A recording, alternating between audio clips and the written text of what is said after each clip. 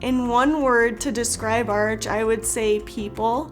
They're very people-oriented and very much about the employees. I've been with Arch for about 3 years now, and my role here has changed as I've grown within the company.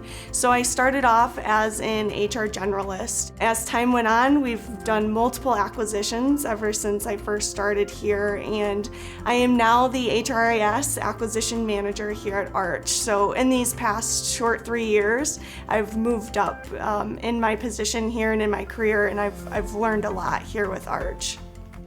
One cool thing about working at the headquarters office at Arch is it's all hands on deck. Everyone likes to collaborate together on a project that we may have and get each other's ideas. There's no one who's afraid to get their hands dirty and actually do some of the work and collaborate to make sure that we come up with a great solution for whatever that problem may be.